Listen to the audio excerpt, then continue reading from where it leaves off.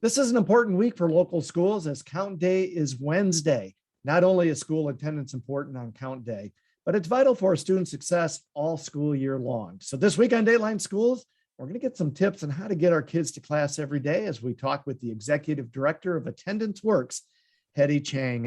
And Hedy, we know your organization has taken on this issue of school attendance head on, not only here in Michigan, but across the country.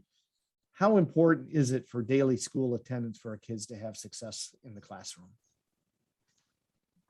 It's such a pleasure to be here, Terry, and showing up to school every day, whenever possible, is so critical. We know that when kids show up to school, they're more likely to do well in school from the beginning of their career to up through college. At the same time, we know that when kids are chronically absent, that's missing just 2 days a month or 10% of an entire school year for any reason, excused, unexcused suspensions. If that starts in pre-K and K, they're less likely to read on grade level by the end of third grade. They're more likely to experience challenges in middle school, being suspended, achieving more poorly. And then by high school, they are more likely to drop out. And in fact, we even have data that suggests if kids were chronically absent in high school, they're less likely to continue and persist in college. Wow. So it has a major impact, obviously. Are you finding that this is a growing problem, or is it pretty systemic? And we've had this ever since we really had formal education.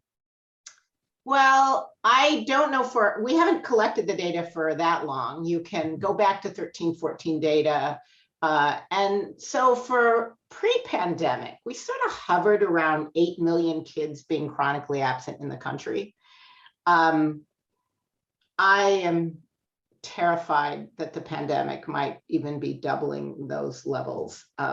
It's hard. We don't have good data on the pandemic, both because the way we took attendance has been a little challenging, particularly in remote learning. There was a survey of parents that McKinsey did that suggest they thought they saw a doubling. I know in Connecticut, where there was really, really good, thoughtful attendance taking throughout the year, they saw their chronic absence levels rise from 12% to 20%. I think that, and Connecticut has a lot of good supports in place.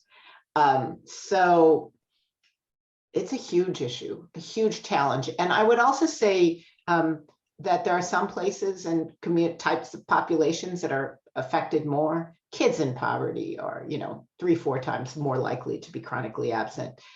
They're more likely also to face barriers that mean they're chronically absent more than 1 year because they face those systemic issues of unstable housing, poor transportation, maybe lack of access to an even engaging school curriculum because there's not the resources in their schools.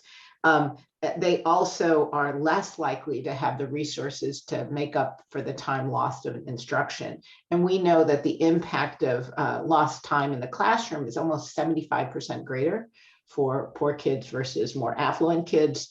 And we also see chronic absence more present in certain grades, the transition grades.